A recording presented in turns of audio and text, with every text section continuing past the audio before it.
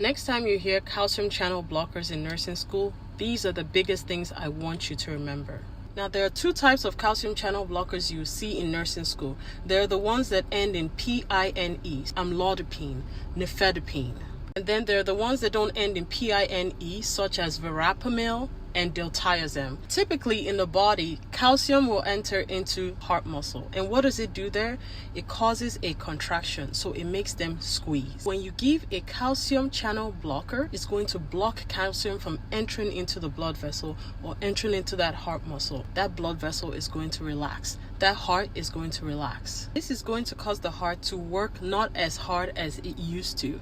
That is why you see this medication used for hypertension. Now, let's talk about the biggest things you need to know for NCLEX and for your nursing school exams. Since this medication causes the heart muscle and the blood vessels to relax, it can cause hypotension, which can lead to dizziness. You want to make sure to advise your patients to change positions slowly, because that orthostatic hypotension can happen when they change positions, like from sitting down to standing up. Initiate fall precautions, because if that dizziness occurs, the patient is at risk for falling. The blood vessels in the head and the face will also relax. So what might you see?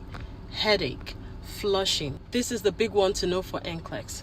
These calcium channel blockers that end in PINE, they can cause swelling in the ankles.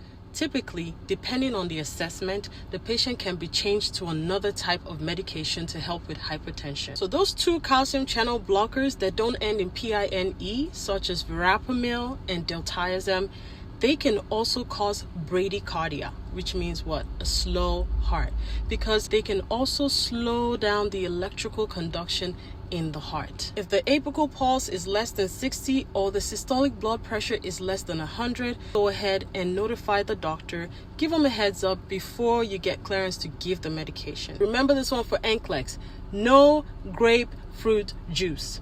Grapefruit juice inhibits an enzyme that typically breaks down calcium channel blockers. If calcium channel blockers do not get broken down, they will accumulate in the patient's system and lead to dangerously low blood pressures, significant dizziness, and even a lot of flushing. And that's all you need to know for calcium channel blockers in nursing school. If you found this helpful, I want you to let me know in the comments and share it with another nursing student who might find it helpful as well.